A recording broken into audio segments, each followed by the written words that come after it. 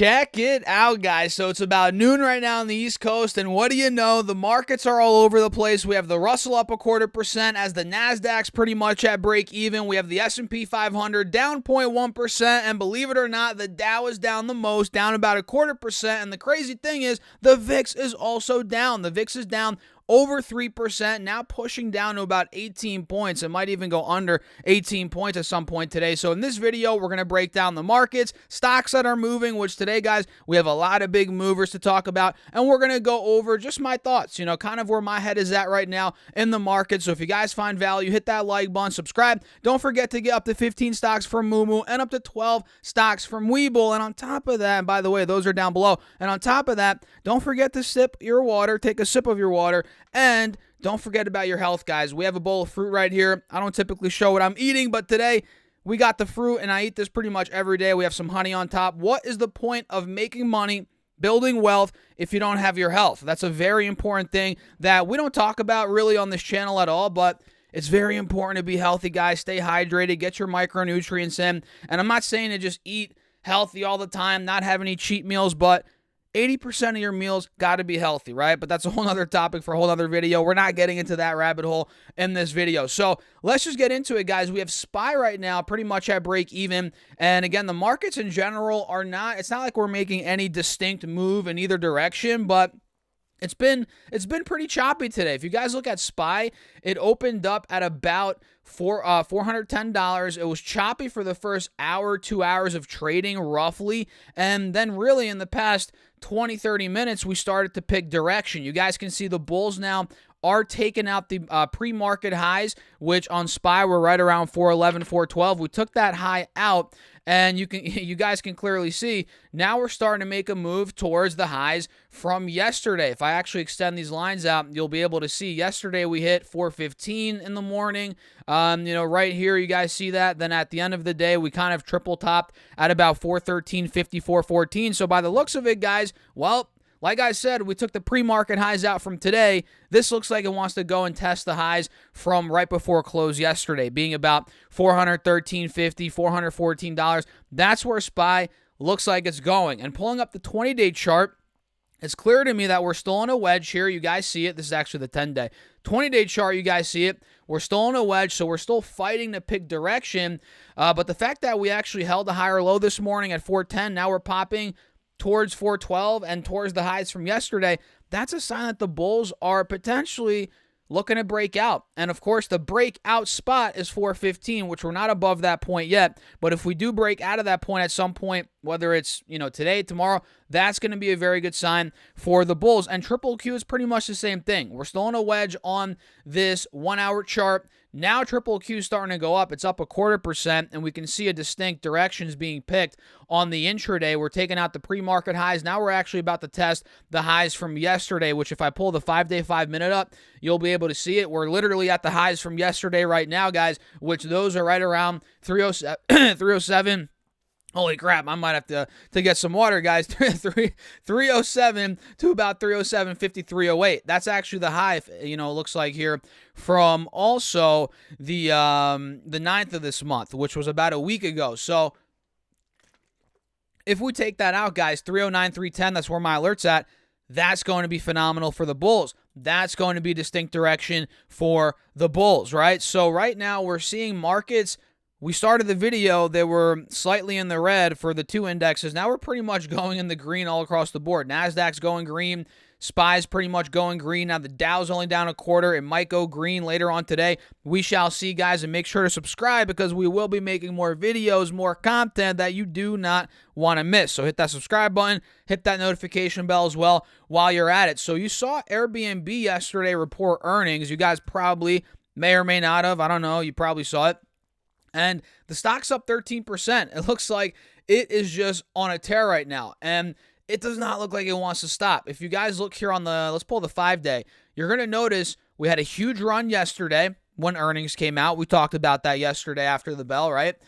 We saw the pullback heading into this morning, and instead of the bears taking this thing back down to 125, maybe down to 120, fill those gaps on the downside, instead of that happening, we got another pump in the morning. Look at this. This is very good for the bulls.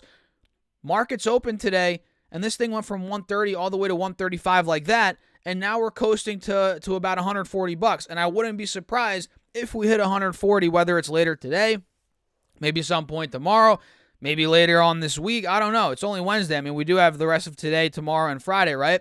So if Airbnb does, it looks like it's coasting there. If it hits 140, I got to be honest, it's probably going to be in need of a pullback, but there's no signs of it quite yet. The bulls just keep on trucking along. So Airbnb is looking phenomenal. I wouldn't personally FOMO into it. Of course, I'm not telling you guys what to do. Please just do your own research and make your decisions based off of that.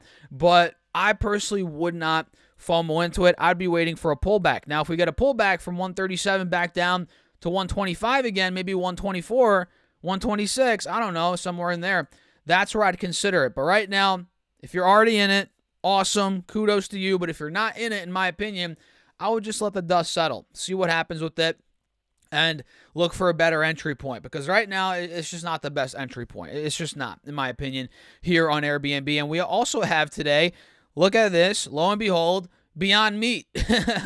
Beyond Meat is up 10% on the freaking day, guys. Oh my God.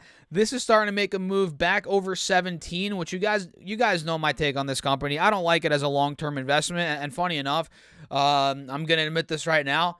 I had a Beyond Burger last night. I'm going to be honest. I had a Beyond Burger last night, guys, not because I wanted it personally, but my fiance's little sister came over and she whipped up some Beyond Burgers, and I was like, screw it. I don't feel like making dinner. I'm not going to, go and buy food, cook food, whatever. So I just had a burger from Beyond Meat, and I'm not going to lie, they're not bad. But like I always say, they're very unhealthy. They're full of a bunch of crap that God knows what's in it. But that's neither here nor there. I'm not looking at it as a long-term investment, but I am looking at it as a potential trade. The fact that now we got that bounce off the 180 SMA, we're taking the highs out from a couple months ago. We're right by the 50 SMA. We might take that moving average out. This looks like it is, bound for more upside, more momentum. I mean, it's ripping today. And mind you, we have earnings coming up, it looks like next week. So we'll see. Maybe they crush earnings. I don't know. But what I do know for sure is this company has not met up to the expectations. I mean, you guys, maybe I don't know if you remember, but this company went public in 2019. And in 2019, guess what? I was making YouTube videos. I started this channel in 2017, guys, and we were talking about it. And at that point, the whole idea of everybody, going more towards plant-based, buying all these different products, it was way more hypey back then. And of course, they didn't really execute that well, in my opinion. It didn't live up to the hype. It kind of fell off. I don't want to say it's a fad, because people that are vegan, plant-based, I mean, that's not a fad. That's a lifestyle. That's a diet. I mean, that's how people live their lives. But at the end of the day, this product, and I've talked to many vegans, many people that eat plant-based, right?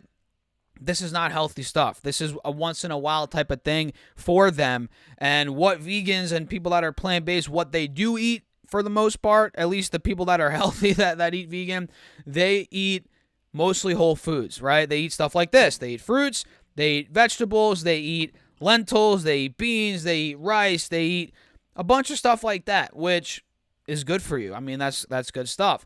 Beyond Meat is not good for you at the end of the day. But that's neither here nor there. We're not going to talk about that in this video more. We just went over it for a minute, guys. That's good enough. So Beyond Meat, keep your eyes on it at about $17.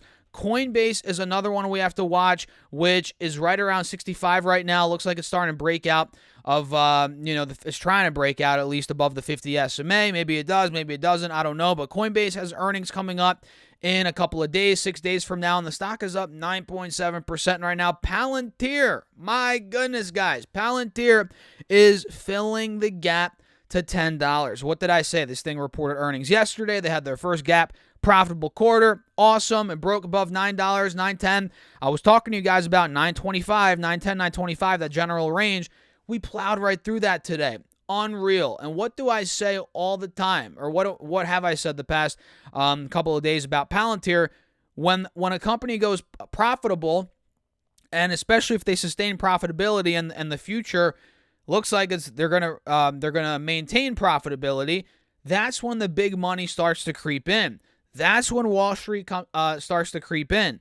And that is also when the retail investors that took the risk when it was unprofitable, that's oftentimes when they get rewarded big time. That's if the company succeeds, of course, and not just because a company goes or reports a profitable quarter doesn't necessarily mean it's going to moon. All companies are just going to go to the moon because of that.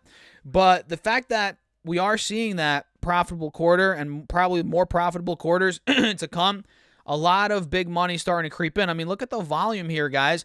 Massive volume spikes the past couple of days. We filled the gap to $10, $10.20. Let's see what happens from here. Let's see where it goes from this point. So that's it for the video, guys. I'm going to wrap it up here. If you enjoyed it, you know what to do. Hit that like button. Make sure to subscribe. Do not forget to get your free money up to 15 stocks from Moomoo and up to 12 stocks from Webull. All the links are down below, guys. All the details right in the description box. And feel free to check out the Patreon if you guys want. We post charts on there. We have a Discord, Patreon portfolio that I just started. I'm gonna buy some stock later today in that portfolio. So make sure to go subscribe to that down below. I'll catch you guys later as I'm losing my voice. I'll see you guys later. Peace out.